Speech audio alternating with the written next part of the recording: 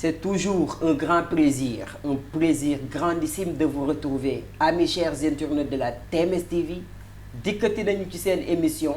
Avis. Avis mooy émission de sociabilité, l'émission qui témoigne aussi pour la société. Donc bu ñu nee société, la jeunesse constitue une bonne partie. Et là tey Avis dafa invité ñi nga xamante ne ay jeunes lañu comme man ñu fas yéene waxtaanee thème bu yaa bi nga xamante ni actuellement def na benn base bi ci dundu doomu aadama muy l'analphabétisme. bu ñu nee analphabétisme dañu naan l'état d'un analphabète. Analphabète mooy ki nga xamante ni jàngul, doté wu de capacité intellectuelle. bu ñu nee tamit analphabète nekku ci caaginu ku jàngul français rek non même ku jàngul alxuraan tamit mën nañ nga considérer comme analphabète. bu ñu nee tamit jàng bu ñu jël le cadre spécifique ñu ne français non parce que alxuraan tamit jàng la.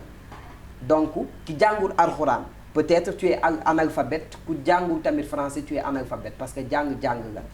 jàng bu ñu ko waxee peut-être capacité intellectuelle yi ngay acquérir moo tax ñu ciy wax. waaye tey duñ ci wét Avis door na ñu fas yéene ànd ak des jeunes connus à travers TikTok, Instagram. Bon, ils font du buzz actuellement, machallah. Mohamed GD suma frère suma xarit suma lépp frère jaar naa la. Bon frère ñoo ngi lay dellu ziar bu wér a wér di la bëggee aussi di kontaan ci invitation bi di bëggee aussi képp koo xam ne moo ngi suivre chaîne bii di TMS TV. gannaaw ba ñu nuyoo képp koo xam ne sénégalais la ñoo ngi nuyu suñu góor googu di imam Cheikh Tidiane Diop parce que moom huwa Tidiane yi di nuyu suñu Seyda bi aussi Binta Thiam. beneen bi nga xam ne dañ koy nuyoo mooy képp koo xam ne kilifa la fii Sénégal di leen ñaanal yàlla dolli jàmm ci réew mi di bëggee aussi suñu copain bi nga xam ne moom lañ bokkal plateau bi di ku baax nekk koo xam ne dañ koy suivre muy def lu am solo à travers les réseaux sociaux di kontaan ci invitation bi macha allah. donc mu ngi noonu du ñàkk ndaw la moom tamit di bay waaram ci domaine développement personnel. ñoom ñu ngi yëngu ci façon didactique bu ñu mën a waxee ak nit ñi parce que tamit dañoo toog foo xamante ni ndaw ak ndaw ñoo mën a waxtaan ñoo mën a sottantey xalaat ba tey ñu ngi ànd ak Avis. Galas Baye Mbène jaar nañ la. delloo ziar frère maa ngi leen di ziare bu baax di nuyu waa groupe bi di TMS TV di nuyu fa ma jógee di waa Diamaguène di nuyu képp koo xamante ne yaa ngi bàyyi xel émission bi di fay sama frère Mohamed nekk ku baax. nekk koo xamante ne daanaka mu ngi def liggéey bu am solo ci réseaux sociaux yi. bon yaakaar naa nag TMS TV tey émission bi li ko tax a jug mooy nekk loo xamante ne dafay concerner ndaw ñi te incha allahu rabbi yaakaar naa daal képp ku ko topp ba mu jeex dañ ci gis njëriñ frère delloo naa la nuyoo bi. incha allah dañoo fas yéene waxtaanee thème bii di analphabétisme. bu ñu nee analphabétisme dafa différent aussi ak illettrisme parce que. maanaam ku deful les lettres mooy ku toogul dans les bancs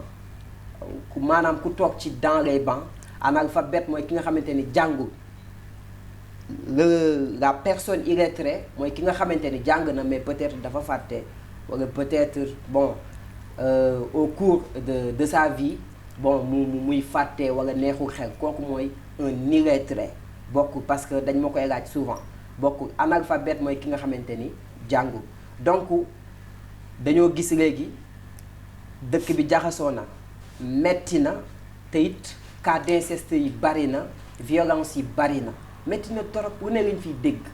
dafa mel ni léegi mbon moo gën a yomb sax que baax te baax moo waroon gën a yomb mais baax moo gën a cher gën a metti. ñuy fas yéene waxtaan ci loolu. Mohamed lan moo andi ñàkk jàng bi l'analphabétisme lan moo ko waral. bon frère damay apprécier li nga xam ne moom mooy question bi nga posé parce que question bu am solo la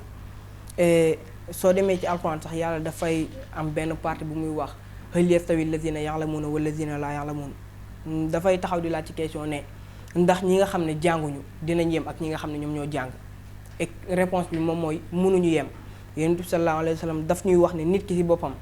sàkku xam-xam mooy nit kiy jug di jàngi farata la ci képp koo xam ne jullit nga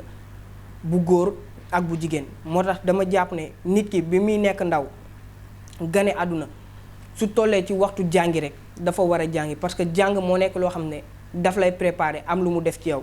lan la lay jàngal dañ lay jàngal li nga xam ne moom mooy sa diine li war a mën a defar sa àdduna li war a mën a defar sa alaxira jàngal say valeur ba nga xam ne boo maîtriser li ñu la jàngal di nga am benn jikko bu rafet boo xam ne yu bëri yu bon yu ñuy gis yow du la ci fekk parce que buñ déggee tey ay kaawu inceste wala ay viol wala leneen dafa fekk nit ki amul préparation bu baax parce que boo amee préparation bu baax ñu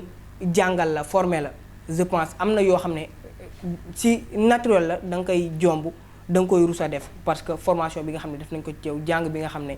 jàngal nañ la ko je pense moo tax jàng dafa nekk loo xam ne dafa am solo ci dundu doomu aadama nit ki bu jàngee rek dina am yu bëri yoo xam ne dina ko xam ba mën ko moytu yu bëri dina ko xam ba nga xam ne dafa xam ne lu ñu war a def la mu mën di ko def. mais ñàkk jàng bi parce que doo doon jeune nga war a jàngi jàngoo aussi am na lu ko sooke peut-être yow xëy toog ci koñ bi moo la neex wala dem uti ji feeraay say moroom bu ñuy jàng ngay toog ci koñ bi di taxawal la ñàkk jàng bi lan moo ko waral. je pense ñàkk jàng moom du la yóbbu fenn fudul ci bugguma wax alkande mais du ko sori mais jeune bi nga xam ne dafa nekk ndaw toll ci jàngul aussi dañuy poser wu ay question ndax environnement bi nga xam ne moom moo ko wër la wala bu nekkul environnement bi nga xam ne moom moo ko wër ndax ay parents am la ñoom ñoo taxawul ci mu jàng parce que jeune bi par la force la que mu toll ci heure jàng ñu yóbbu ko mu jàngi mais ki nga xam ne nag jàngul moo ngi toog jàpp ne ay affaire yu foo moo ko neex caaxaan dem terrain wëri taxawaalu na xam ne tôt ou tard ci biir dundam dina ko réccu par force parce que nit ki boo jàngul rek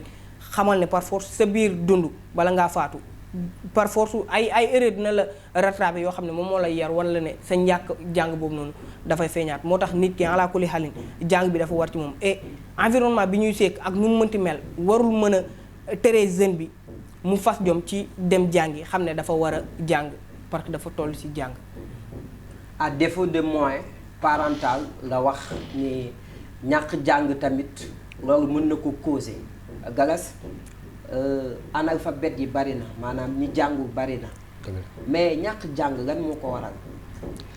waaw damay ñëwaat ci li Mouhamed wax sànq rek mën naa ne xale bu nekkee ndaw xamul lu bari ay parents am ñoo ko war a forcer pour mu jàng xale moomin la bu tollee ci jàng ak nu mu mën demee dafa war a jàng parce que nit ki bu jàngul rek lu mu metti rek lu jamono wéy dina am lu mu travailler ci bopp bi parce que ku jàng ak ku jàngul mënuñoo yem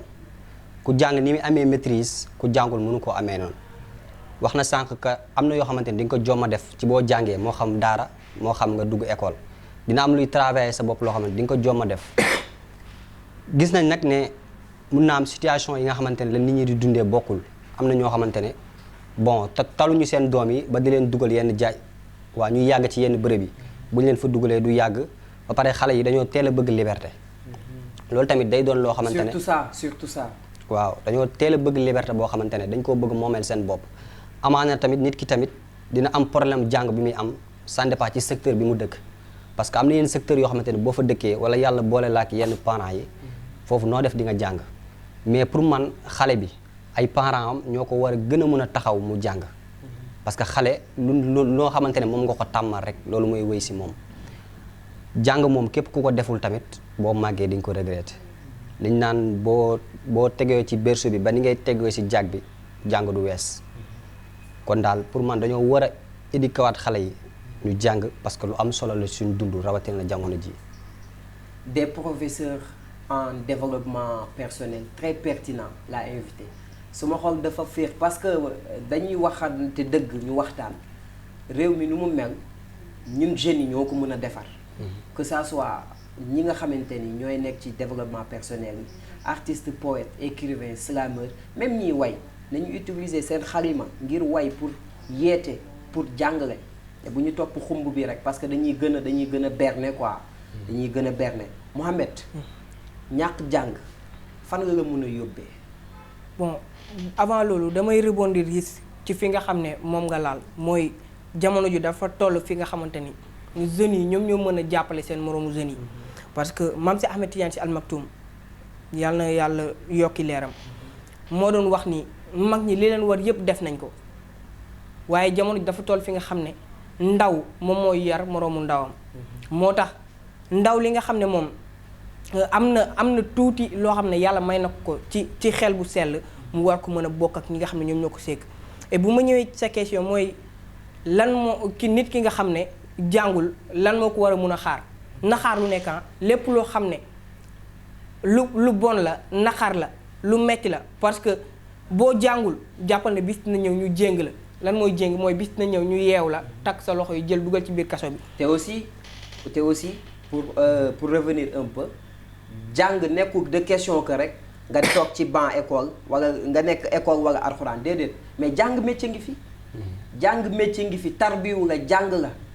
boo jàngul école jàngoo alxuraan jàngoo métier comme kii lu mu wax boo màggee tu regrettes par force da ngay xaar benn Mouhamed romb wala benn Galas romb waaye pourtant kii de ñoo daan toogandoo fii romb nañ la parce que ñee dafa am lu ne ci ñoom nañ leen jàng acca. et su ma dellusiwaatee ci question bi mooy ki nga xam ne jàngul da ngay xool comme exemple bi nga joxe léegi ñu bokk man ak yow nekk ci koñ bi man may jàngi. sama temps bi nga xam ne maa ngi ko am mu nekk temps bu libre may ñëw ñu koy bokk man ak yow di ànd ci terrain ba football entraînement mais sama temps wu jàng man maa ngi koy jàng yow nga jël sa temps bi nga xam ne yaa ngi ko war a jàngi woo ko alxuraan jàngi woo ko école jàngi woo ko métier mais yaa ngi ko tey di tambambaalu jàppal ne bis dina ñëw ki nga doon wax sa morom la noonu yéen ñaar parfois ngeen di ànd di mat dem di gañ sa mooni bis na ñëw mu am liggéeyam di xëy yi di wàcc di la romb ci mbedd mi ngay toog di ko ñaan may ma 100 francs wala may ñu fii bàyyi ñu jënd ataaya parce que nit ki ak lu mu gàtt-gàtt war nga mën a jéem a tekki dara ci xam-xam la xam nga tekki dañuy jàpp ne mooy am alal yu bari déedéet mais tekki mën na nekk xam-xam bi nga xam ne jeex na tàkk moo ngi ci yow nga jàng ki nga xam ne jàng na ba nekk boroom xam-xam ci côté daara ji mën na nekk sëriñ daara bu nekkul sëriñ daara mu nekkaat koo xam ne ci daara yi dafay am lu mu fay participer ki nga xam ne jàng na français mën a nekk professeur wala mu dem defaat beneen formation jàll ki nga xam ne jàng na métier que ce soit menuisier bi mécanicien bi menuisier métallique bi bis dina ñëw mu ber atelier wu pour job boppam mais ki nga xam ne jàngul moom lan lay def bu fekkee sàcc ferraille moo doon liggéeyam dem jaayi ko est-ce que da ngay continuer ne da ngay sàcc ferraille sa àdduna yëpp dem ba nekk mag di buuju ji pour te mënoo sàcc ba tekki voilà ci kaso yi rek ngay deewee jeex na tàkk parce que nit ki li nga tàmm ca ba ngay nekk ndaw mooy jàngoo par force ndaw li dafa am lu muy def boo jàngul temps bi nga xam ne jàngoo ko rek par force da nga koy dugal feneen et Galas dafa wax sànq lu am solo mooy dañoo teel a bëgg liberté may wax ne ñun dañuy jël ci tubaab bi de mais léegi dafa am yoo xam ne koy roy ba ëppal jeex na tàkk Sénégalais ci boppam moo am excès ci lépp nañu leen wàññiwaat ñun ay africain lañu ñun ay der bu ñuul la ñu yor ñun lii mooy suñu fierté suñu ay valeur suñu comportement suñu dundin moom la ñu am mënuñu roy tubaab bi ba changer li donc nag dañuy woote on lance un appel solennel acteur kii culturel yépp di nekk ci art yépp waay jël leen seen xalima ngir yeete parce que yow maa ngi bëgg a yàqu de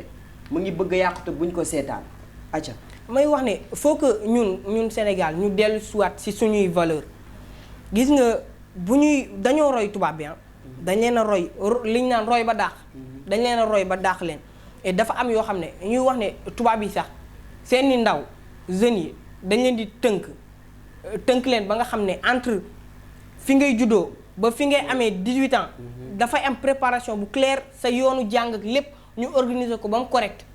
ba nga xam ne yow mi boo amee 18 ans di nga war a mën a am sa liberté loolu ndegam ñoom ci seen culture la ñoom ñi nga xam ne dañoo am liberté amuñ ay wala am nañ seen i valeur yu bokkul ak suñuy valeur ñoom lu leen neex la ñuy dund ndegam ñoom ñoo am organisation bu noonu masa malak ñun ñi nga xam ne dañoo xam ñu am ay valeur yoo xam ne bokkul ak sax yeneen valeurs yi yu yàlla xam na ko yu am solo yoo xam ne dañu ko fee bàyyil mais malheureusement ci suñu jamono dañoo dem ba bàyyi yooyu yëpp ñu jàll sama papa dafa may faral di wax ne mag ñi dañoo farataaloon xam-xam mag ñi seen lépp xam-xam la woon mais malheureusement suñu génération ñun surtout jeunes yi xaalis jeex na tàkk buzz succès te siiw du jàmmi borom de Mouhamed maa ngi ñëw. voilà vraiment émission bi neex na ñëpp kontaan nañu bàyyi Galas. waaw ñàkk jàng lan nga mën a jural. waaw ñàkk jàng moom li mu la mën a jural bari na boo jàngul doo mën a am patience sax bi war parce que ñu bëri yaa ngi leen di gis comme ni nga ko waxee rek nga taxaw si mbedd yi may ma dëgg la tamit nit jàng na ba am ay diplôme nit jàng na ba wàcc alxuraan nit jàng na ba lépp lu waroon ci jàng def na ko mais mujjeewul foo xamante ne maanaam nekk na maanaam foo xamante ne foofu la séntu woon boppam mais dafa am loo xamante ne bu jotee maanaam nga toll si da nga koo war a def même su fekkee jàng métier la tey jii ñu toll nii xale bi nga xamante ne nekk na jeune nekk booy bu ndaw dem jàngi ji école wala mu jàngi ji métier temps am na temps boo xamante maanaam temps bëriwul ba saa bu xëyee mu ngi dem jàngi wàcc kooku du am yenn temps bi nga xamante ne maanaam mu ngi koy fréquenté ci mbedd mi mais bu fekkee jàngoo li ngay paas ci mbedd mi dafay bari te mbedd mi li ñuy wax rek maanaam mun ngaa dajee ku nekk da nga fiy gis ñoo xamante ne bon dañuy dem sax ba maanaam li ñuy dundee ak maanaam ci li ñuy yëngu moom mooy dem ba détourner seen jëmm te alors que avant ñu siy dugg melu ñu woon noonu kon bu fekkoon mu fekk yow nga am ci loo jàppoon wala mu fekk yow am nga loo jàng wala mu fekkoon sa métier mokk na kon amaana yooyu yëpp doo si dugg parce que bëri na koo xamante ne mu ngi taxaw ci tali bi di agressé wala mu taxaw ci tali bi waa di def lu ko neex amaana su amoon métier boo xamante ne war na cee mun a gañe xaalis loolu kon du ko def te ba mu ci toll war kaa jàngiwu ko woon kon ñàkk a jàng li mu la mun a yàqal ci sa dund bari na parce que li ñuy wax naan temps dafa cher bés bu dem rek bés boobu xas na la raw te tamit boo jàngul am na dem ba toll benn âge bi booy jàng sax da ngay ñàkk fayda parce que mënoo di jàng mënoo nekk magum jëm di jàng amoo sax yow fukki dërëm yoo jëndee café kon maanaam defoo ko ba nga ci tollee kon damay dellusiwaat maanaam ci parents yi am na foo xamante ne seen doom yi bu ñu fa tollee maanaam ñoom ñoo tënk seen doom yi waaye seen doom yi tënkuñu leen mais am na foo xamante ne boo ko bàyyee sa doom rek bu yàggee yow sax dootoo ko talati looy tal mooy mu dem wuti bu génnee di wuti nag mun naa dajante ku ne mais nag Galas naa wax dara une chose parce que ñun suñu parents yi lu ñu tund metti na dëgg la parce que ñun amuñu chance fekk ñu am maam parce que ñu bari suñu ay maam bon làqu dëgg la bu njëkk ñoom dañoo amoon chance bu yaay demee bàyyi dem maam toog di leen yar ñun amatuñu loolu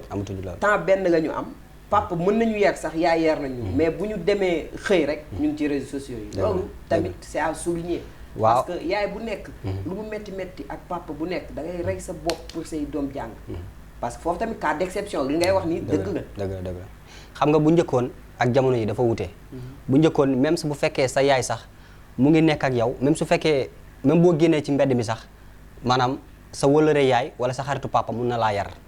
soit nga dëng mu teg la si yoon wala mu dóor la wala mu teg la si yoon mais léegi nit ñi respecté wuñ ku dul seen yaay bu ñu génnee si mbedd mi sement fou comprends nga maanaam nu leen neex moom la ñuy doxalee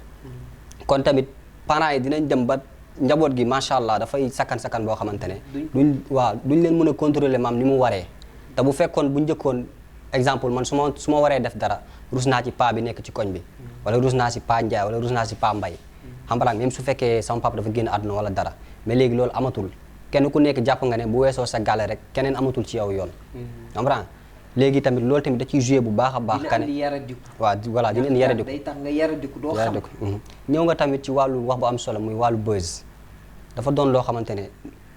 maanaam bëgg buzz tax na nit ki dafa amoon dignité sax maanaam mu simmi mbubu dignitéem teg ko ne ngir am buzz voilà c'est la vérité loolu buñ ko wax buñ nekk di ko làq di ko defal léegi bëgg buzz ak succès moo tax nit ñi amatuñu dignité amuñu loyauté amuñu ngor amuñu dara dëgg la am na loo xamante dañ koy wax ñu passé ci mu dem parce que nit mënoo koo tamit di wax pour mu dégg nga koy làqal c'est vrai ce que tu as dit dëgg la parce que nit ñi léegi dañoo teggi worma bi nga xamante ne moo nekkoon ci ñoom ngir maanaam pour am tur quoi te boo xoolee tur Sénégal jarul kii quoi jarul maanaam warul jar yenn yi parce que maanaam gis nañ fu ku nekk Sénégal maanaam ni tur bi di demee ku mu tax nga jaay sa ngor ëllëg di nga wér rëccu booy defal li nekk si yow maanaam defal li nga xamante ne moom moo naturel si yow pour man quoi voilà gis ngeen cause u analphabétisme dégg ngeen conséquence u analphabétisme mais conséquence analphabétisme nañu ñëwaat tuuti rek Mouhamed nañu comp rek parce que lu ñu war a wax émission bi xaju fi ndax dama ni jotaayu borom xam-xam moo gën a riche fuuf jotaayu borom am-am comme du wëy comme benn décor nga ni jeex na mais xam-xam moo am importance dañoo gis nga violence yi bari na bon defuñu publicité mais récemment monsieur Paye Falla Paye ñu mu suicidé woo ak jabar ji nu mu demeek yooyu xamuñu lu xew mais violence la mais gis nga boo jàngee di nga am benn notion de maîtrise boo xam ni ci yow parce que góor am na instinct dëgg la moo koy gérer mais gis nga boo jàngee yàlla daf ngay dimbali ba loolu nga mun ko contrôler donc yenn violence yi ak yenn cas d'inceste yi tamit dina ko àndi looy wax loolu ci loolu dañuy comp rek. bon gis nga problème bi ñuy wax nii mooy ñàkk a jàng bi dañuy wax rek mais problème bi gën na sori loolu may wax ne problème bi suñu société ci boppam moo feebar moo am problème et faut que ñu jëlaat suñu temps bu baax ci liggéeyaat ngir defar ko et su ma dellusee ci kaawu violence yi nga xam ne yaa ngi koy wax liggéey damay ba tey dafay delluwaat ci jàng ak xam gis nga bu fekkee jàng nga tuuti et bu njëkk ba da ngay dégg ñu ne dafa am nuñ pare woon suñu papa yi suñu yaay yi ba ci ndar dañ leen ko doon taggee ne xale bi bu juddoo rek dañ koy yóbbu ci daara ja mu am nuñ ko préparé ba mu am 7 ans ñu soog a yóbbu école ba dina am benn base bu dëgër boo xam ne moo ngi ci moom ba dina xam parce que bu fekkee jàng nga xam rek da ngay xam ne nit ki yàlla préparé na dundam lépp loo xam ne war na am ci sa dund comme ni mu la ko waxee dem daf ci am par force et képp ku yàlla wax ne war nga gisee ak moom war nga xamante ak moom war nga ànd ak moom par force da ngay ànd ak ñoom gisante bii nii yàlla tuddoon na ko ba pare bu yàgg mais képp ku yàlla tudd ne da ngay ànd ak moom di nga ànd ak moom mais bu tuddee seen tàqalikoo yéen ñaar ala kulli xalin da ngeen di tàqalikoo loolu kon nit ki bu ko jàngee ba xam ko amul benn tàqalikoo boo xam ne dina ñëw ba war a mën a fëkk xelam moo tax damay wax ne problème mu jàng bi day ñëwaat foofu noonu parce que boo jàngee ba xam ne yow mii carrément lii nii am sa dundukat yàlla moom moo ko tudd moom moo ne woon da ngay ànd ak kii waaye après yi ñaar da ngeen di tàqalikoo dina la def nangam dina la def nangam da ngay xam ne lépp loo xam ne def na la ko jikkoom la mais aussi yàlla moo préparé woon na yow lii di nga ko souffrir sa dund yow bu fekkee xam nga loolu rek doo sonn da ngay jéem muñ parce que da nga jàng ne inna Allaha ma'a sabirin mooy yàlla muñ kat yi la àndal bu boobaa jàpp moo ne problème bi dina expliquer mais malheureusement ñu ngi ñëw foofu ñu ngi ñëw Galas waaw lan ngay wax tamit ci violence yu am nii te aussi bëgg naa nga ñëw ci benn point gis nga ñun jeune ñun peut-être ñun jàng ñi parce que ñun ñëpp la jeunes yi ñun ñëpp la mais ñu jàngul ñi ngay faral di dal ci suñu cas ak xale yu jigéen ñi gis nga jigéen nga ànd ak moom mais jarul ngay ëf xelam pour fowe ko loolu ñàkk jàng daf koy andi parce que loolu dof la gis nga damaa muus te jàngoo da ngay dem ba sentir ci yow vide da ngay dem ba da ngay doon xob lu ñëw rek daf lay fëgg parce que gis nga kii da koy def xale bu jigéen bu muy ànd ak yow nga koy def non gis nga nit dafay libre am autonomie tàggat boppam gis nga lu bari dafay am parce que dama gis cas boobu récemment mu metti ma nañ leen bàyyi xale jigéen yu ñuy fowee gis nga boo jàngee xam muy diine jàng tamit français xam am na yoo xamante ne doo ko def bu doon sa rakk doo ko def nañ leen bàyyi yooyu ñun jeunes ñun ñëpp nous sommes concernés nous tous nañ ñu tàggataat suñu bopp xool lu baax ñu koy def Galas ci violence yi waaw violence yi moom bari na lool violence yi bari na te amaana sax violence yi ñu koy def boo xooloon dañoo jàng seen diine wala dañoo jàng ba jàng jotee dañoo jàng mais liñ jàngee moom lañ jëfewul man damay wax ne nit ki mooy ma sànq yaa ngi tudd mooy ki xaru waaw mën naa ne maanaam nit ki même su fekkee maanaam musulman nga pour man quoi maanaam sa diine war na mun a def ci yow benn sago boo xamante ne boo demee ba sës war na laa mun a gindi waaw nga muñ li nga kii waxee inna Allaha ma'a sabirin maanaam yàlla dafa ne maa ngi ànd ak way munkat yi nit ku nekk ci li ngay yëngu rek su demee ba nga xamante ne mu ngi lay ëpp doole comprends nga war nga see mun taxaw xalaat bu dee si wàllu violence yi boo xoolee ñu si bëri ay profiteurs lañ ñu si bëri maanaam dañuy profité ci yenn événement yi wala dara parce que tamit mun naa ne dund bi tamit xaw na metti infidélité bi tamit toj na réew mi maa ko wax man xam nga man fii avis la suñu xalaat la dañuy sottante xalaat lépp bon ñu jël ko teg ne lu baax ñu jël adopté ko man moom mooy loolu noonu man moom suis un héritier des griots mooy loolu noonu mais tamit lenn dafa am muy base man j'aime la droiture nañ ko wax jóge fa ku nekk xam jeex na waaw mën naa ne tamit dëkk bi ni mu mel nii ak ni muy dundee xaw na exemple nga yomb quoi nga gis nit kuy dem nga jël dara mu xaw a bipp yow nga gaañ ko mu xaw a fipp bàyyi nga gaañ ko dëgg la yomb na mais sànq rek day ñëwaat ci commencement bi muy ñàkk tamit éducation parce que loolu tamit daf ciy joué parce que bu dara nekkee sa bopp ngay xalaat ëllëg am na yoo xam ne di nga ko jomma def bu dara nekk soo di nga ko jomma def kon may wax na rek lu mu métti métti bu ñu jaay suñu ngor